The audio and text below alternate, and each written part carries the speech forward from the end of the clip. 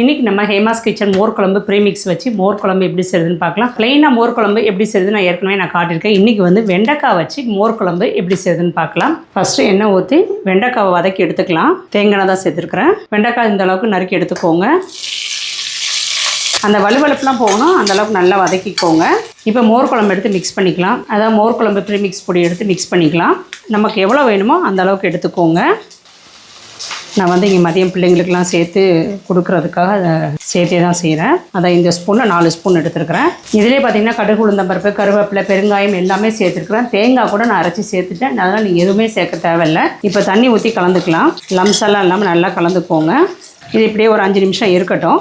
நம்மள்கிட்ட ப்ரீமிக்ஸ்ன்னு பார்த்தீங்கன்னா மோர் குழம்பு ப்ரீமிக்ஸ் இருக்குது, வெண்பொங்கல் ப்ரீமிக்ஸ் இருக்குது, வத்த குழம்பு ப்ரீமிக்ஸ் இருக்குது. அப்புறம் வந்து 7 நாள் 7 வகையான சிறுதானிய தோசைங்க இருக்குது. அதெல்லாம் ட்ரை பண்ணுங்க. அப்புறம் பார்த்தீங்கன்னா அரிசி உப்புமா இன்ஸ்டண்ட்டாக நம்ம செய்கிற மாதிரி இருக்குது. இதெல்லாம் நம்ம ஹேமாஸ் கிச்சன் ஃபுட்ஸில் இருக்குது. ட்ரை பண்ணுங்க. இப்போ வந்து வெண்டைக்காய் வந்து நல்லா வதங்கி வந்துடுச்சு.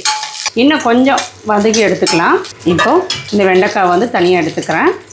இன்னும் 1 ஸ்பூன் எண்ணெய் ஊற்றிட்டு சின்ன வெங்காயம் வந்து ஒரு 10 சின்ன வெங்காயம் பொடியாக கட் பண்ணி வச்சுருக்கிறேன். அதை சேர்த்துக்கிறேன். கடுகு, உளுந்தம் பருப்புலாம் அதிலே இருக்குது, அதனால் சேர்க்கலை.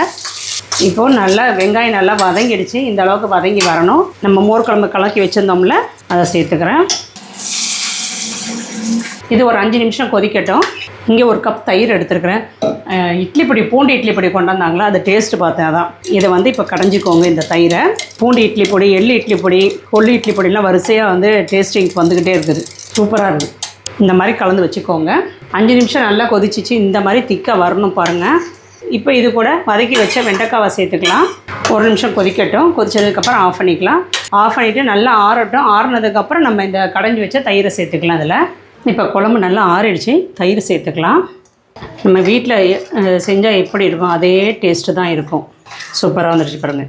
இந்த மோர் குழம்பு நிறைய மூவ் ஆகுது. வயசானவங்களாம் நிறையா வாங்குறாங்க. எங்களுக்கு வந்து இது வந்து செய்கிறதுக்கு ரொம்ப ஈஸியாக இருக்குது அப்படின்னு சொல்லிட்டு வாங்குறாங்க. அதே மாதிரி பேச்சுலர்ஸ், வேலைக்கு போகிறவங்க கூட வாங்குறாங்க நம்மளோடது. கண்டிப்பாக ட்ரை பண்ணுங்கள். இப்போ நமக்கு வெண்டைக்காய் மோர் குழம்பு ரெடி. அதுக்குள்ளே வந்து 2 பேர் சாப்பிட்டாச்சு. இது டேஸ்ட் பண்ணி பார்த்துட்டாங்க. இப்போ அந்த மோர் குழம்பும் சாதமும் நல்லா கலந்துட்டு உருளைக்கிழங்கையும் கூட சேர்த்து வச்சு சாப்பிட்டு பார்க்கலாம். டேஸ்ட் சூப்பராக இருக்குது. நம்ம வீட்டில் செஞ்சால் எப்படி இருக்கும் அதே மாதிரி இருக்குது. கண்டிப்பாக ட்ரை பண்ணி பாருங்கள். இன்னும் மோர் குழம்பு ப்ரீமிக்ஸ் உங்களுக்கு வேணும்னா நம்ம ஹேமாஸ் கிச்சன் ஃபுட்ஸ் வெப்சைட்லேயும் ஆர்டர் பண்ணிக்கலாம். இல்லைன்னா நீங்கள் வாட்ஸ்அப்லேயும் ஆர்டர் பண்ணிக்கலாம். தேங்க்யூ.